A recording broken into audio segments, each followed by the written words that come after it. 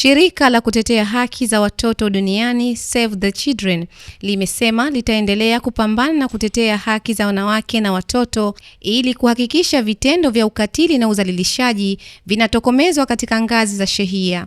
Akizungumza na Alfata TV katika mafunzo ya kuwajengea uwezo wanakamati wa kupambana na udhalilishaji yaliyoandaliwa na shirika hilo kwa kushirikiana na idara ya ustawi wa jamii, afisa mradi wa ulinzi wa watoto Herbert Nkoko amesema bado matukio ya ukatili na udhalilishaji yapo katika jamii, hivyo kuna umuhimu wa kuimarisha mifumo ya ulinzi katika ngazi za sheria ili kuongeza usalama wa wanawake na watoto. Katika mafunzo haya tunatarajia kuwajengea uwezo ni namna gani ya kuweza kuzuia vitendo vya udhalilishaji na ukatili, lakini pia na kuweza namna gani waweza kuitikia, wapi ambapo wanapaswa kwenda kutoa taarifa na ni kitu gani, ni hatua zipi ambazo zitafuata baada ya tukio kuwa limeripotiwa kwenye jamii.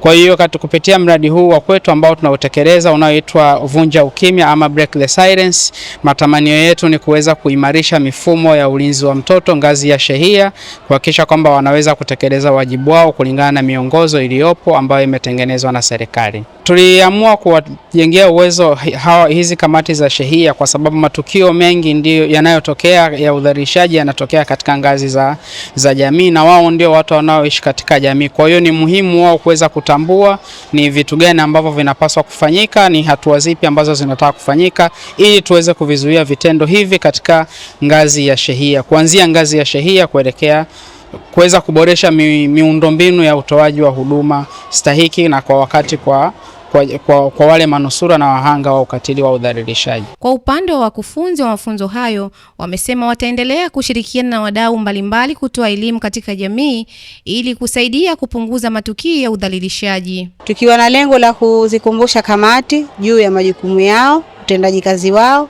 lakini pia kuwajengea uwezo juu ya namna gani tunaenda kupingana na ukatili na udhalilishaji dhidi ya wanawake na watoto katika maeneo yetu. Kwa hiyo tuliwafundisha mada mbalimbali ikiwemo hifadhi ya mtoto, vipi matunzo ya mtoto, maslahi bora ya mtoto ni yapi, familia bora ni zipi, vipi utamtambua mtoto ambaye amefanywa ukatili na namna gani mnatakiwa kutatua kesi hizo, lakini pia vipi mnaweza kurufaa kwenye taasisi husika zinazohusiana na kukabiliana na matukio na ukatili dhidi ya wanawake na watoto. Nao washiriki wa mafunzo hayo wakiwemo masheha, waratibu wa sheria pamoja na viongozi wa dini wamesema elimu walioipata itawasaidia kuibua matukio ya udhalilishaji na kutoa wito kwa jamii kushirikiana katika kupambana na vitendo hivyo.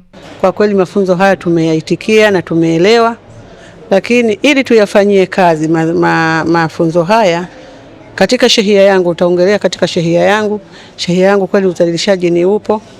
Lakini cha mwanzo kabisa kupitia haya mafunzo itabidi kwanza la mwanzo nikakae na kamati yangu ambayo tumepata hapa mafunzo, tuweke mikakati tufanye vipi ili tumalize kabisa mambo ya udhalilishaji katika sheria ya Bumbusudi. Lakini pia baada ya kuweka mikakati hiyo, cha pili tuitishe mkutano wa wananchi wote kwamba tuwaeleze jinsi ya kuondosha udhalilishaji Bumbusudi. Ninaamini tutamaliza udhalilishaji kufuatia na mikakati tutakayopeana sisi wenyewe. Mafunzo tumejua zaidi kwamba vipi udhalilishaji ambao unakuwa unatokezea na vipi tunaweza kuwakava wa jamii pamoja na watoto. Kama sisi walimu tunapatwa na mambo mengi katika madrasa zetu.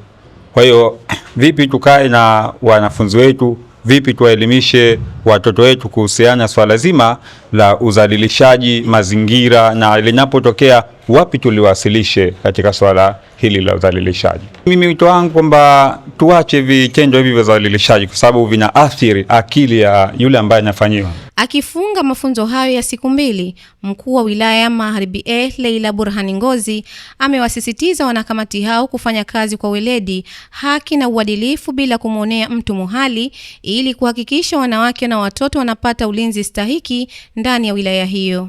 Nawashukuru mashirika haya kwa jitihada wanazozionyesha kwa kushirikiana na serikali zetu zote mbili. Tupo hapa kwa ajili ya kukumbushana wajibu wetu na majukumu yetu ili tuende tukafanye kazi. Na hii yote imeonekana tumelala katika kutimiza majukumu yetu.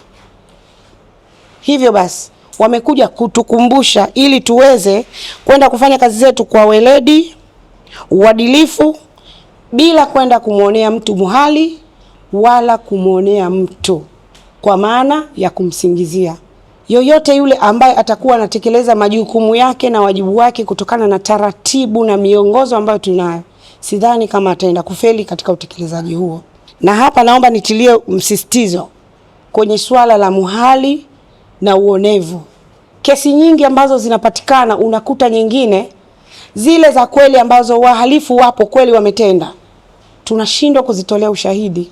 Tunashindwa kutolea ushahidi kwa sababu tunajua kabisa aliyetekeleza ni ndugu wa karibu, ni jirani yangu, ni mwalimu wa madrasa, ni kiongozi wa dini, ni kiongozi wa chama, ni kiongozi wa kiserikali. Kwa kushirikiana na mashirika yetu ni kwamba kwenda kutokomeza na hilo linawezekana.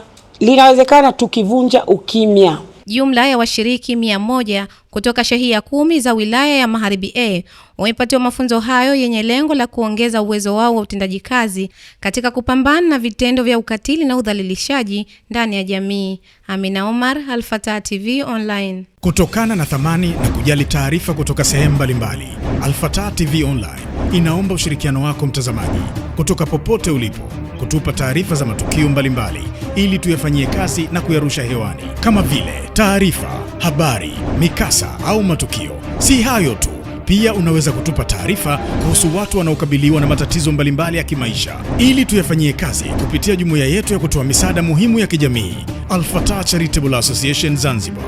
Wasiliana nasi leo kupitia namba zetu za WhatsApp alama ya kujumlisha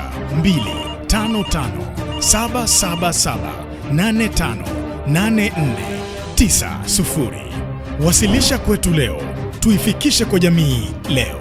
Al-Fatah TV Online, dira ya umma.